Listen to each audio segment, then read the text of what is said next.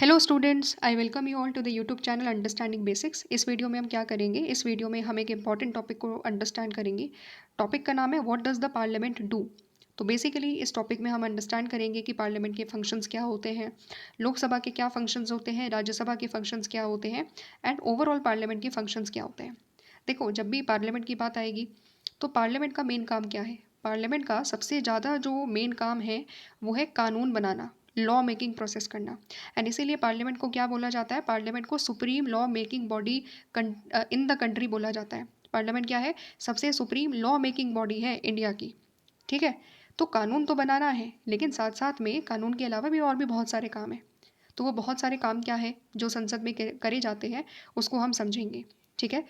एक एक करते हुए हम समझेंगे। सबसे पहले हम लोग सबसे फर्स्ट इंपॉर्टेंट पॉइंट को अंडरस्टैंड करते हैं। So first important function of the constitution क्या दिया हुआ है? Legislative function. Parliament enacts the legislations for the country. Despite being the chief law-making body, the Parliament often merely approves the legislation. क्या बोल रहा है? ये सेम वही बात बोल रहा है कि पार्लियामेंट क्या करता है? पार्लियामेंट लेजिस्लेशंस को इनैक्ट करता है, यानी कि लेजिस्लेशंस बनाता है पार्लियामेंट, है ना?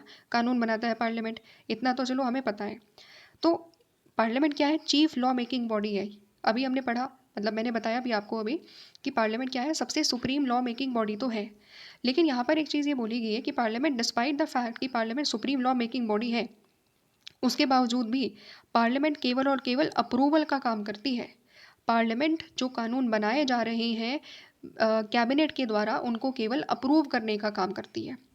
ठीक है। उस पर केवल अपनी राय देती है एंड वोटिंग करती है। तो इसका मतलब क्या हुआ? The actual task of drafting the bill is performed by bureaucracy under the supervision of minister concerned. इसका रियल मतलब ये हुआ कि जब बिल को बनाने की बात आएगी ना, बिल को बनाने की जब बात आएगी, ड्राफ्ट तैयार करने की बात आएगी, तो वो काम कौन कर रहे हैं? वो काम ब्यूरोक्रेट्स कर रहे हैं। ठीक है। सीनियर आईएएस ऑफिसर कर रहे हैं, जो हर डिपार्टमेंट में काम करते हैं, जो सबसे बड़े पद अधिकारी होते हैं हर मिनिस्ट्री में, वो ड्राफ्ट तैयार करते हैं अपने अपने मिनिस्टर के नीचे, और फिर फाइनली उस ड्राफ्ट को संसद में रखा जाता है, बाकी सभी पार्लियामेंटेरियंस के सामने रखा जाता है, लोकसभा में रखा जाता है।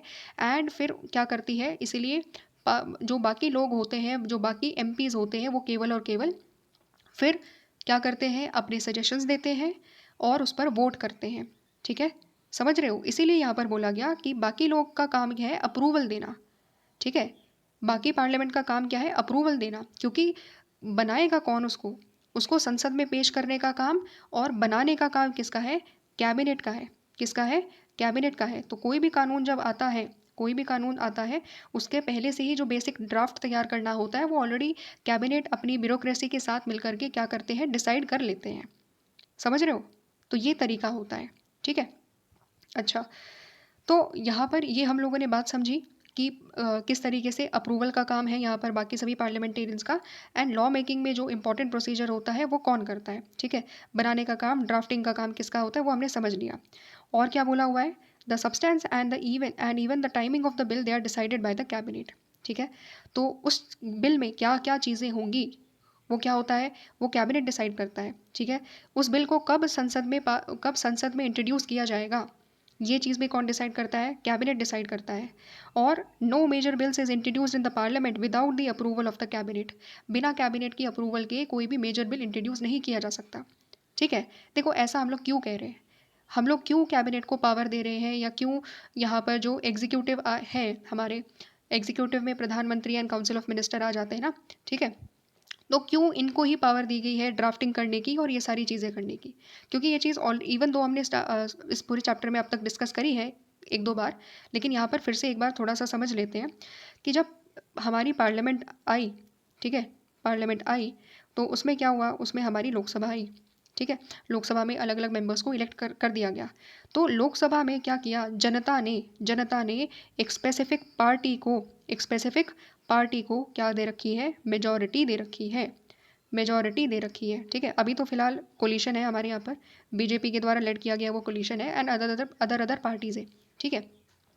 तो इन सब के पास क्या है? अभी BJP and the other parties के पास क्या है? कोलिशन है। ठीक है। लेकिन है तो मेजॉरिटी ना।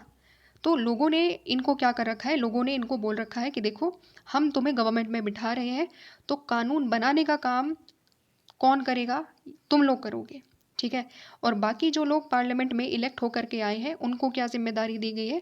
उनको ये जिम्मेदारी दी गई है कि देखो, हम तुम लोगों को, यानी कि लोगों ने उन लोगों को रिस्पॉन्सिबिलिटी ये दे रखी है कि जो वो कानून बनाएंगे उसको जब वो संसद में रखेंगे तो तुम डिस्कस करना, ठीक है, तुम डिबेट करना उस पर्टिकुलर चीज़ पर, और तुम अपने एक्सपर्टीज़ को देना, तुम अपने सजेशंस देना, उस कानून में अगर कोई कमियां हैं उस कानून की कमियों को बताना, एंड देन उसके अकॉर्डिंगली उसमें इंश्योर करना कि जो भी कमियां हैं उसको रेक्टिफाई किया जा सके, और अम, वो बेस्ट से बेस्ट कानून बन सके, वो एक इफ़ेक्टिव कानून बन सके, इसके लिए तुम रिस्पॉन्सिबल रहोगे, तुम यानी कि बाकी सभी लोग जो अभी एट प्रेजेंट मेजोरिटी में नहीं है, जो अभी एट प्रेजेंट गवर्नमेंट फॉर्म नहीं कर रहे हैं। समझ रहे हो? तो ये तरीका है, ठीक है। इसके अलावा भी और भी बहुत सारी अदर इम्पॉर्टेंट चीज़ें हैं। वो ये है कि अ, हम ये कह सकते हैं कि अगर ड्राफ्टिंग का काम ब्यूरोक्रेसी का है एंड मिनिस्टर का है, तो इसके बाद जब बिल आ जाता है, एक बार लोकसभा में बिल अगर आ गया तो उस पर लंबी टाइम तक डिबेट डिस्कशन चलेगी। उसके बाद उस चीज़ को कमेटी में भी रेफ़र किया जाता है, ठीक है। कमेटी में भी क्या होगा? कमेटी में कुछ मेंबर्स गवर्नमेंट से होंगे, कुछ मेंबर्स बीजेपी की पार्टी से होंगे, कुछ मेंबर्स अपोजिशन पार्टी से भी होंगे, एंड अदर पार्लियामेंटेरियंस भी होंगे। तो कहने का मतलब क्या है? जब कमेटी बैठती है तो कमेटी में अलग अलग पार्टी के मेंबर होते हैं, और वो फिर उस पर्टिकुलर बिल पर वहाँ पर भी डिस्कस करते हैं, ठीक है। तो इसीलिए क्या होता है, इसीलिए हम लोग कहते हैं कि पार्लियामेंट का काम लेजिस्लेटिव फंक्शन करना है, कि कानून बनाना है, ठीक है। इस तरीके से हर लेवल पर डिस्कशन और डिबेट होता है। और क्या होता है लेजिस्लेशन में, किस तरीके से कानून बनते हैं, ये पूरा एक स्पेसिफाइड टॉपिक है, आप ही की बुक में दिया हुआ है। आने वाली कुछ फर्दर टॉपिक्स में हम हर चीज़ को समझेंगे कि कानून कैसे बन रहा है, कानून में कानून को बनाने में ब्यूरोक्रेट्स का कितना रोल है और बाकी पार्लियामेंटेरियंस का कितना रोल है। इसके बारे में और ज़्यादा क्लैरिटी हम जब नेक्स्ट टॉपिक में यही चीज़ सेम टू सेम चीज़ लंबे तरीके से एक्सप्लेन करी गई है उसमें समझेंगे, ठीक है। तो ये हम लोगों ने फर्स्ट फंक्शन अंडरस्टैंड करा, इसका बेसिक क्रक्स हम लोगों ने अंडरस्टैंड कर लिया। Second important function, control of the executive and ensuring it's accountability. ये चीज़ भी अब तक हम लोग काफ़ी एक दो बार पॉइंट तक एक दो बार हम लोग ऑलरेडी डिस्कस कर चुके हैं। तो हमें पता है कि जो एग्जीक्यूटिव है वो क्या कर रहे हैं, एग्जीक्यूटिव को पावर दी गई है, एग्जीक्यूटिव के पास है मेजोरिटी, प्रधानमंत्री काउंसिल ऑफ मिनिस्टर क्या करेंगे, सारी की सारी डिसीजन मेकिंग तो करेंगे, लेकिन बाकी के बाकी लोग क्या करेंगे, बाकी जो पार्लियामेंटेरियंस जो अभी एट प्रेजेंट गवर्नमेंट में नहीं है, वो उनकी अकाउंटेबिलिटी को इंश्योर करेंगे। वो क्या करेंगे, लगातार उनसे क्वेश्चन करेंगे, ठीक है। हर चीज़ पर क्वेश्चन किया जाएगा कि बताओ भाई, 2011 में हमने लास्ट सेंसस किया था, अभी कितना चल रहा है, 2025 चल रहा है, अभी अभी तक सेंसस क्यों नहीं हो पाया, ठीक है। कब गवर्नमेंट अपडेट करेगी लोगों को कि कितना सेंसस है, कितनी पॉपुलेशन है, हर रिलीजन की पॉपुलेशन क्या है, ठीक है, कितना ज़्यादा इंपॉर्टेंट है सेंसस, तो क्यों नहीं हो पाया? अकाउंटेबिलिटी को इंश्योर किया जाएगा, यहाँ पर क्वेश्चन पूछा जाएगा होम मिनिस्टर से कि बताइए अब तक क्यों नहीं करा, ठीक है, क्या प्रॉब्लम्स रही है। ओके, सिमिलरली और भी अदर इंपॉर्टेंट चीज़ें हैं, अगर इन्वायरमेंटल पोल्यूशन बढ़ता जा रहा है तो फिर गवर्नमेंट उसके लिए क्या कर रही है, उससे पूछा जाएगा कि गवर्नमेंट ने अब तक क्या स्टेप लिए, ठीक है। सिमिलरली अनएम्प्लॉयमेंट अगर बढ़ता जा रहा है तो फिर लगातार उस चीज़ पर प्रेशराइज किया जाएगा गवर्नमेंट को कि गवर्नमेंट कौन कौन से स्टेप्स इंश्योर कर रही है ताकि एक तरीके से एम्प्लॉयमेंट और ज़्यादा बढ़ सके। गवर्नमेंट स्किलिंग के लिए क्या कर रही है, यूथ्स की स्किल को बढ़ाने के लिए क्या कर रही है, ठीक है। डेमोग्राफिक डिविडेंड बढ़ता जा रहा है, डेमोग्राफिक डिविडेंड को एक तरीके से सही तरीके से यूज़ करने के लिए गवर्नमेंट क्या कर रही है, ठीक है। तो ये सारे ऐसे क्वेश्चन हैं जो लगातार क्या कहे जाते हैं, by the means of question, जो गवर्नमेंट में जो मिनिस्टर सारे बैठे रहते हैं, रिस्पॉन्सिबल मिनिस्ट्री, एजुकेशन मिनिस्टर है, लॉ मिनिस्टर है, उन सब से रिस्पेक्टिव जो सब्जेक्ट है उनके, उनसे क्वेश्चन पूछा जाता है एंड उनसे अकाउंटेबिलिटी को इंश्योर किया जाता है, ठीक है। समझ रहे हो? तो ये यहाँ पर हम लोगों ने समझा सेकेंड इंपॉर्टेंट फंक्शन कि उनकी जिम्मेदारी क्या है, अकाउंटेबिलिटी को इंश्योर करना। इसके अलावा एंड ये भी देखना कि वो गवर्नमेंट अपनी अथॉरिटी को ओवरस्टेप ना करे, कभी भी अपनी पावर को मिसयूज़ ना करे, और हमेशा क्या करे, अपनी जो लिमिट्स हैं उसी के अंतर्गत काम करे, ठीक है। तो ओवरऑल मोटा मोटा आइडिया ये है एग्जीक्यूटिव की अकाउंटेबिलिटी को इंश्योर करना। सेकेंड तो समझ लिया। थर्ड इंपॉर्टेंट है फाइनेंशियल फंक्शन। फाइनेंशियल फंक्शन का मतलब क्या है, अब खुद सोचो, गवर्नमेंट के पास है पावर, ठीक है, गवर्नमेंट को करने बहुत सारे काम है, गवर्नमेंट को डेवलपमेंट भी करना है, रोड भी बनानी है गवर्नमेंट को मेट्रो भी चलानी है, ठीक है, और गवर्नमेंट को स्कूल्स भी खोलने हैं, हॉस्पिटल्स भी खोलने हैं, तमाम काम करने हैं। सबके लिए क्या चाहिए होगा, सबके लिए चाहिए होंगे फंड्स, पैसा चाहिए होगा सबको, सब चीज़ के लिए। तो पैसा कहाँ से आता है, तो ये जो पैसा है वो लोगों का पैसा है ना। लोगों का पैसा है, गवर्नमेंट क्या करती है, लोगों पर टैक्स लगाती है, और टैक्स से क्या करती है, टैक्स से अपना जो रिसोर्सेज है, गवर्नमेंट के जो रिसोर्सेज है वो क्या करती है, रेज करती है। ठीक है। तो डेमोक्रेसी में क्या होता है, in democracy legislatures control the taxation and the way in which the money is used by the government. तो हमारे पास क्योंकि पार्लियामेंटेरियन फॉर्म ऑफ गवर्नमेंट है, ये पैसा किसका है, देखो पैसा तो लोगों का है, गवर्नमेंट टैक्स ले रही है लोगों से, तो जब लोगों का पैसा है तो सही तरीके से यूज़ किया जाना चाहिए कि नहीं किया जाना चाहिए, है ना। तो जब लोगों का पैसा है तो फिर यहाँ पर जो पार्लियामेंट है, पार्लियामेंट क्या इंश्योर करता है, पार्लियामेंट टैक्सेशन को कंट्रोल करता है। पार्लियामेंट ये इंश्योर करता है कि गवर्नमेंट अपने पैसे को, गवर्नमेंट लोगों के पैसे को, अपना पैसा तो गवर्नमेंट का नहीं है, गवर्नमेंट लोगों के पैसे को सही तरीके से यूज़ करे। ठीक है। और ये चीज़ पार्लियामेंट इंश्योर करता है, कैसे इंश्योर करता है उसी को हम यहाँ पर अंडरस्टैंड करेंगे। If the government of India introduces any new tax it has to get the approval of Lok Sabha. Government को कोई भी टैक्स लगाना है, गवर्नमेंट को कोई भी टैक्स लगाना है या किसी भी तरीके से गवर्नमेंट को किसी प्रकार की अर्निंग करनी है ना, पैसा चाहिए तो अर्निंग करनी पड़ेगी, उसके लिए टैक्स लगाना पड़ेगा। तो गवर्नमेंट बिना संसद में उस चीज़ को रखे, बिना पार्लियामेंटेरियंस के सामने वो चीज़ रखे, गवर्नमेंट टैक्स नहीं लगा सकती है। ठीक है, समझ रहे हो। इसीलिए हर बार क्या देखते होंगे, इसीलिए हर बार क्या होता है, बजट सेशन होता है हम लोगों का। ठीक है, स्टार्टिंग ऑफ द ईयर में फरवरी में क्या होता है, बजट सेशन होता है। तो बजट सेशन क्या है, budget session article 112 of the constitution बात करता है कि इंडिया में एनुअल फाइनेंशियल स्टेटमेंट रखा जाएगा पार्लियामेंट के सामने। और ये फाइनेंशियल स्टेटमेंट क्या है, और कुछ नहीं है, बजट है। यानी कि हमारे सामने पूरी की पूरी संसद के सामने लोकसभा में क्या किया जाता है, लोकसभा में बजट को रखा जाता है। तो जो फाइनेंस मिनिस्टर है निर्मला सीतारमन क्या करती है, बजट को रखती है, बजट पेश किया जाता है। बजट में क्या किया जाता है, एक्चुअली में बजट में बताया जाता है कि गवर्नमेंट यहाँ से खर्चा करेगी, गवर्नमेंट का एक्सपेंडिचर ये होगा और गवर्नमेंट की इनकम ये होगी। ठीक है। तो इसके लिए गवर्नमेंट क्या करती है, गवर्नमेंट टैक्स लगाती है। तो इनकम का सोर्स क्या है, टैक्स। तो गवर्नमेंट किस किस चीज़ पर कितना टैक्स लगाएगी, सारी चीज़ें बताई जाती है। ठीक है। और उस टैक्स से आया हुआ पैसा गवर्नमेंट किस किस डेवलपमेंट प्रोजेक्ट पर खर्चा करेगी, गवर्नमेंट इतने नेशनल हाईवेज़ बनाएगी, गवर्नमेंट इतनी नई रेलवेज़ एक तरीके से बनाएगी। ठीक है। इस स्कूल में डेवलपमेंट किया जाएगा। ठीक है। अलग अलग एरियाज़ में डेवलपमेंट किया जाएगा, नए नए ट्राइबल्स के लिए कुछ काम किया जाएगा। तो क्या हो रहा है, ये सब कुछ बताया जा रहा है कि यहाँ से लेंगे पैसा और उस पैसे को यहाँ पर खर्चा करेंगे, और ये चीज़ लोकसभा के सामने रखी जाती है। समझ रहे हो। तो ये क्या है, ये चीज़ है एक तरीका कि आप पैसे को बिना पार्लियामेंट की परमिशन के, बिना पार्लियामेंट में वो चीज़ डिस्कस करे, आप पैसे को यूज़ नहीं कर सकते हो। ये होता है। ठीक है। इस तरीके से पूरी की पूरी पार्लियामेंट क्या करती है, लेजिस्लेचर्स की पूरी जो हमारी लेजिस्लेचर है, जो इंडियन पार्लियामेंट है, वो गवर्नमेंट के ऊपर इंश्योर करती है कि गवर्नमेंट अगर पैसा का इस्तेमाल करेगी तो वो तभी हो पाएगा जब बजट पर जो पूरा पार्लियामेंट है वो डिस्कस करेगा, डिबेट करेगा। ठीक है। तभी जा कर के अप्रूवल मिलता है गवर्नमेंट को, वोटिंग करी जाती है फिर बजट पर। तो वोटिंग जब करेगी तो अप्रूवल मिल गया, अप्रूवल मिलने के बाद फिर उस पैसे को गवर्नमेंट डेवलपमेंट में लगाती है। ये प्रोसेस है, समझ रहे हो। और क्या दिया हुआ है, the financial powers of the parliament involves the grant of resources to the government to implement its programmes. तो जो फाइनेंशियल पावर है पार्लियामेंट की क्या है, फाइनेंशियल पावर पार्लियामेंट की। तो वो फाइनेंशियल पावर क्या है, वो है कि रिसोर्सेज ग्रांट करती है गवर्नमेंट को ताकि वो अपने प्रोग्राम्स को क्या कर सके, इम्प्लीमेंट कर सके। ठीक है। और ऐसा नहीं है कि एक बार बजट लेट डाउन कर दिया गया और अप्रूवल मिल गई तो गवर्नमेंट फिर जैसे मर्जी चाहे वैसे पैसे को इस्तेमाल करे, ना ना ऐसा नहीं है। अभी भी पार्लियामेंट के पास पूरी पावर है कि गवर्नमेंट कैसे पैसा यूज़ कर रही है, कहीं मिसयूज़ तो नहीं कर रही, कहीं करप्शन तो नहीं कर रही गवर्नमेंट। उस चीज़ के लिए गवर्नमेंट कंट्रोल, उसकी उस चीज़ के लिए गवर्नमेंट के ऊपर एक कंट्रोल होता है। और वो कैसे किया जाता है, अलग अलग कमिटीज़ के द्वारा किया जाता है। पब्लिक अकाउंट्स कमिटीज़ होती है। ठीक है। ये क्या है, ये भी हम डिस्कस करेंगे क्योंकि कमेटी के बारे में पूरा एक स्पेसिफाइड टॉपिक है, सब टॉपिक है आपके चैप्टर पे ही, उसको हम डील करेंगे और ज़्यादा। यहाँ पर केवल मैं कुछ एक दो मिनट के लिए कुछ चीज़ें डिस्कस कर रही हूँ।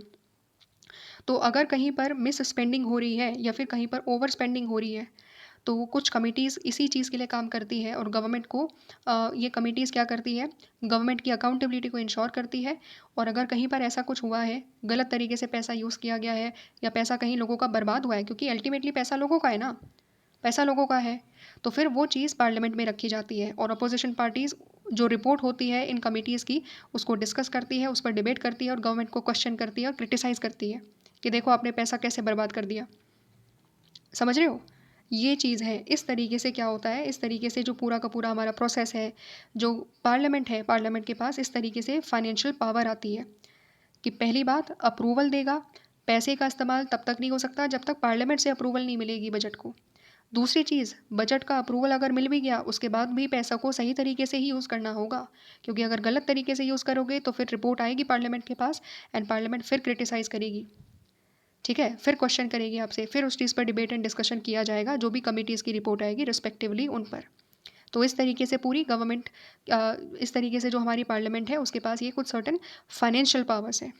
ठीक है, समझ में आ गया। Next important point, representation. ये तो बहुत सिंपल है। ये तो हमने जब इस पूरे के पूरे चैप्टर को अंडरस्टैंड करा, स्टार्टिंग करी थी, तब भी हमने इस चीज़ को पढ़ा था कि पार्लियामेंट रिप्रेजेंट करती है जो भी डाइवर्जेंट व्यूज़ है of the members of different regional, social, economic and religious groups of the different parts of the country। Lok Sabha भी है, राज्यसभा भी है, वहाँ पर अलग अलग रीजन से लोग आते हैं, अलग अलग आइडियोलॉजीज़ के लोग आते हैं, अलग अलग भाषा के लोग आते हैं, अलग अलग सोशल इकोनॉमिक बैकग्राउंड से लोग आते हैं। तो उसकी वजह से क्या होता है, इसकी वजह से जब पार्लियामेंट में कानून बनता है तो वो लोग अपने अपने पर्सपेक्टिव के अकॉर्डिंगली उस कानून को देखते हैं एंड अपनी अपनी कम्युनिटी के इंटरेस्ट की बात वहाँ पर रखते हैं, अपने अपने कॉन्स्टिट्यूंसी के लोगों के पर्सपेक्टिव्स को वहाँ पर रखते हैं, अपने अपने कॉन्स्टिट्यूंसी, अपने अपने कम्युनिटीज़ के इंटरेस्ट को वहाँ पर रखा जाता है। ठीक है, इससे इससे क्या होता है, इससे रिप्रेजेंटेशन होता है। इससे क्या होता है, इससे भारत में रहने वाले हर सेक्शन का रिप्रेजेंटेशन, हर सेक्शन की आवाज़ संसद में गूंजती है उनकी रिप्रेजेंटेटिव्स के द्वारा। ठीक है, तो इस तरीके से पूरे इंडिया को रिप्रेजेंट किया जाता है उनके पार्लियामेंटेरियंस के द्वारा इन पार्लियामेंट। ठीक है, इसके अलावा क्या होता है, नेक्स्ट इंपॉर्टेंट फंक्शन है debating function. The parliament is the highest forum of debate in the country. तो पार्लियामेंट क्या है, सबसे वाइडेस्ट फोरम भी कह सकते हो, सबसे हाईएस्ट फोरम भी कह सकते हो, जहाँ पर जितने भी पार्लियामेंट के मेंबर्स हैं वो सब लोग क्या करते हैं, डिस्कस करते हैं, डिबेट करते हैं। ठीक है, and there is no limitation on the power of discussion. Discussion पर कोई लिमिटेशन नहीं है। ठीक है, ऑफकोर्स ऐसी बात नहीं है कि कोई भी केवल एक ही मेंबर तब से बोला ही जा रहा है, बोले जा रहे हैं, बोले जा रहे हैं और बाकी मेंबर्स को अपॉर्चुनिटी नहीं है। नहीं, ऐसी बात नहीं है। वो सारे रूल्स वगैरह है, बट कोई कोई ऐसा रेस्ट्रिक्शन नहीं है कि आप नहीं बोलोगे। नहीं, हर किसी को ये राइट है, जो बोलना चाहता है वो बोलेगा। ठीक है, members are free to speak on any matter without any fear. कोई डरने की यहाँ पर ज़रूरत नहीं है। यहाँ पर डरने की ज़रूरत नहीं है कि यहाँ पर हमारे सामने प्रधानमंत्री बैठे हैं या लीडर ऑफ अपोजिशन बैठे हैं, तो अगर हम कुछ कहेंगे तो वो कुछ बोल सकते हैं, रिप्लाई दे सकते हैं। अरे नहीं, यहाँ पर कोई डरने की ज़रूरत नहीं है। ठीक है, तो यहाँ पर कोई मेंबर एक्चुअली में भी कोई यहाँ पर डरता भी नहीं है। जितने भी हमारे पार्लियामेंटेरियंस हैं बड़े बिंदास तरीके से अपनी बात को रखते हैं। ठीक है, गवर्नमेंट को उनके ही मुंह के सामने क्रिटिसाइज़ करते हैं। ठीक है, जो भी गवर्नमेंट की पॉलिसी है उनके सामने ही क्रिटिसाइज़ करी जाती है। क्यों करी जाती है, क्योंकि पार्लियामेंट उनको ये अवसर देती है। ठीक है, पार्लियामेंट उनको ये पावर देती है कि आप खुद क्रिटिसाइज़ करो गवर्नमेंट को उनके गलत एक्शंस के लिए। ठीक है, एंड जो भी यहाँ पर किसी भी पर्टिकुलर चीज़ पर बोलना है, कोई भी इशू हो, ठीक है, कोई भी स्पेसिफिक इशू हो जो कंट्री के लिए इंपॉर्टेंट है, उस पर कोई भी मेंबर उठ करके बोल सकता है बिना किसी डर के। ठीक है, so this is what the debating function of the parliament is, and these discussions constitute the heart of democratic decision making. और ये जो डिस्कशन होते हैं हर चीज़ पर, छोटी से छोटी चीज़ पर, यही हमारी डेमोक्रेटिक डिसीजन मेकिंग का हार्ट एंड सोल है। ठीक है, यानी कि सबसे ज़्यादा मोस्ट इंपॉर्टेंट चीज़ क्या है डेमोक्रेटिक डिसीजन मेकिंग की, तो वो है डिबेट एंड डिस्कशन। हालांकि आज के टाइम में अभी रिसेंटली 10-15 साल में, ठीक है, क्या हुआ है, पिछले 10-15 साल में जो लेवल ऑफ डिबेट है, जो क्वालिटी ऑफ डिबेट है ना, आप लोगों ने भी ये चीज़ ऑब्जर्व करी होगी, बहुत ज़्यादा डिग्रेड हो गया है। ठीक है, मतलब केवल तू मैं होती है, आरोप प्रत्यारोप होते हैं, जो रियल मुद्दे होते हैं जिस पर डिस्कशन किया जाना चाहिए वो डिस्कस होते ही नहीं है। ठीक है, केवल एलिगेशंस लगाए जाते हैं एक दूसरे के ऊपर कि तुम्हारे टाइम में ये था, तुमने ऐसे काम किया है, हमने ऐसे काम किया है। ठीक है, ये क्या हो रहा है, ब्लेम गेम हो रहा है एक तरीके से। तो कोई बहुत ज़्यादा फ्रूटफुल डिस्कशन नहीं हो पा रहा, एंड इसलिए बहुत सारे लोग कहते हैं कि इंडियन पार्लियामेंट क्या हो रहा है, इंडियन पार्लियामेंट का डिक्लाइन हो रहा है। डिक्लाइन क्यों हो रहा है? क्योंकि इंडियन पार्लियामेंट का सबसे बड़ा काम क्या था? हर पॉलिसी, हर चीज़ पर डिस्कस करना, डिबेट करना, ताकि इफ़ेक्टिव लॉ मेकिंग बने। बट इफ़ेक्टिव लॉ मेकिंग बनेगी तो तभी ना, जब एक दूसरे को सुनोगे। ना गवर्नमेंट अपोजिशन को सुन रही है, ना अपोजिशन गवर्नमेंट को सुनता है। तो क्या हो रहा है? तो फिर केवल और केवल क्रिटिसिज्म ही हो रहा है बस, और कुछ तो नहीं। क्रिटिसिज्म के भी मायने थे जब कंस्ट्रक्टिव क्रिटिसिज्म हुआ करता था, लेकिन अब केवल एलिगेशंस, एक तरीके से एक्विजिशन, एक दूसरे के ऊपर आरोप प्रत्यारोप होते हैं, और बहुत ही लोअर लेवल हो गया है। जो क्वालिटी ऑफ डिबेट है ना हमारी, वो काफ़ी नीचे हो गई है, डिग्रेड हो गई है एक तरीके से। ठीक है। इसके अलावा नेक्स्ट इंपॉर्टेंट चीज़ क्या है? Constituent function. तो कॉन्स्टिट्यूएंट फंक्शन का मतलब है that parliament has the power of discussing and enacting the changes to the constitution. तो देखो, हमारे संविधान में अगर कोई भी चेंज करना है, तो वो चेंज भी कब हो पाएगा? जब उस चीज़ को रखा जाएगा पार्लियामेंट में। गवर्नमेंट जो भी चेंज करना चाहती है उसको पार्लियामेंट में प्रपोज करेगी, पार्लियामेंट में उस चीज़ पर लंबी डिबेट होगी, डिस्कशन होगी, एंड उसके बाद फाइनली वो चीज़ स्पेशल मेजॉरिटी के ज़रिए जब अप्रूव हो जाएगी, लोकसभा में भी, राज्यसभा में भी, तब जा कर के क्या होगा? तब जा कर के वो फाइनली कॉन्स्टिट्यूशन में चेंज एक्सेप्ट कर लिया जाता है। ठीक है। तो ये सिंपल से बात है कि अगर हमें कॉन्स्टिट्यूशन में चेंजेस लेकर के आने हैं, तो वो डिस्कश एंड डिबेट दोनों ही हाउस में होगा, लोकसभा में भी होगा, सेम टू सेम तरीके से राज्यसभा में डिस्कस किया जाएगा, एंड फिर स्पेशल मेजॉरिटी के द्वारा लोकसभा में भी एंड राज्यसभा में भी उसको पास किया जाएगा। तभी जा कर के वो अमेंडमेंट पॉसिबल हो सकता है। ठीक है। तो ये हो गया कॉन्स्टिट्यूशन को अमेंड करने की पावर, जो कि हमारे पार्लियामेंट में है। इसके अलावा इलेक्टोरल फंक्शंस। इलेक्टोरल का मतलब क्या है? इलेक्टोरल नाम से समझ में आ रहा होगा, किसी को इलेक्ट करना। तो जो हमारी पार्लियामेंट है ना, वो इलेक्ट करती है कुछ कुछ लोगों को, जैसे कि president of India, vice president of India. तो इन दोनों का इलेक्शन भी कौन करता है? इन दोनों के इलेक्शन भी लोकसभा एंड राज्यसभा के मेंबर्स करते हैं। ठीक है। इन दोनों का इन्वॉल्वमेंट होता है, लोकसभा के मेंबर्स का भी, राज्यसभा के मेंबर्स का भी, in the election of president as well as vice president. ठीक है। समझ रहे हो? कमेंट करके बताना कि कौन सा मेथड है जो कि इंडिया अडॉप्ट करता है while electing the president and the vice president of India. ठीक है। इलेक्शन एंड रिप्रेजेंटेशन चैप्टर में हमने ये चीज़ अंडरस्टैंड करी थी। नाम को कमेंट करना। ठीक है। मेथड का नाम क्या है उसको कमेंट करके बताना। ठीक है। इसके अलावा अगर आप देखोगे तो लास्ट फंक्शन आता है जुडिशियल फंक्शंस। सो जुडिशियल फंक्शंस का मतलब क्या है? Judicial functions of the parliament, इसका मतलब ये होता है कि हमें, मतलब पार्लियामेंट के पास कुछ सर्टेन ऐसी पावर भी है जिसके ज़रिए वो कुछ इंस्टीट्यूशंस में बैठे हुए जो लोग हैं उनको रिमूव भी कर सकते हैं। ठीक है। जैसे कि रिमूवल ऑफ प्रेसिडेंट, इम्पीचमेंट जिसको कहा जाता है। सिमिलरली वाइस प्रेसिडेंट को रिमूव करना, हाई कोर्ट के जजेस को रिमूव करना, सुप्रीम कोर्ट के जजेस को रिमूव करना। तो इसके लिए क्या होता है? इसके लिए भी लंबा डिस्कशन होता है, डिबेट होता है, फिर स्पेशल मेजॉरिटी के ज़रिए जो है, जो रिमूवल का जो रेजोल्यूशन है उस पर डिबेट करी जाती है, डिस्कस करी जाती है, एंड स्पेशल मेजॉरिटी के थ्रू वोटिंग करी जाती है। जब मिल जाती है मेजॉरिटी, फाइनली जो भी रिस्पेक्टिव व्यक्ति के ऊपर वो रिमूवल किया जा रहा है, जिस भी रिस्पेक्टिव व्यक्ति को रिमूव किया जा रहा है उसको फाइनली रिमूव कर दिया जाता है। तो लोकसभा में भी, राज्यसभा में भी, दोनों ही सदनों में इन दो रिमूवल के ऊपर डिस्कशन होता है, रेजोल्यूशन के ऊपर डिस्कशन होता है, एंड फाइनली वोटिंग करी जाती है, एंड वोटिंग के बाद उस व्यक्ति को रिमूव कर दिया जाता है। तो चाहे प्रेसिडेंट की रिमूवल की बात हो, या वाइस प्रेसिडेंट की रिमूवल की बात हो, या हाई कोर्ट या सुप्रीम कोर्ट के जजेस की रिमूवल की बात हो, इन सब चीज़ों में ही इन सब चीज़ों में क्या होता है? पार्लियामेंट्स का, मतलब पार्लियामेंट का इन्वॉल्वमेंट होता है, और सभी के सभी लोकसभा एंड राज्यसभा के जो दोनों के जो मेंबर्स हैं उन सब का इन्वॉल्वमेंट होता है। ठीक है। तो कंक्लूड करें कि हम लोगों ने क्या अंडरस्टैंड करा? हम लोगों ने काफ़ी सारे फंक्शंस पढ़ने लिए हैं जो कि पार्लियामेंट करती है। मोस्ट इंपॉर्टेंट फंक्शन है लेजिस्लेटिव फंक्शन, कानून बनाना। और फिर उसके बाद हमने अंडरस्टैंड करा एग्जीक्यूटिव फंक्शन, मतलब एग्जीक्यूटिव को कंट्रोल करना और उसकी अकाउंटेबिलिटी को इंश्योर करना। थर्ड इंपॉर्टेंट फंक्शन हमने पढ़ा कि किस तरीके से जो फंड्स है उसको कंट्रोल किया जाता है, बजट को पार्लियामेंट के सामने रखा जाता है, तभी जा कर के वो अप्रूवल मिलती है, और तभी इस तरीके से पूरी की जो हमारी पार्लियामेंट है वो लोगों का पैसा सही तरीके से यूज़ हो रहा है कि नहीं हो रहा, इवन उसको भी चेक करती है।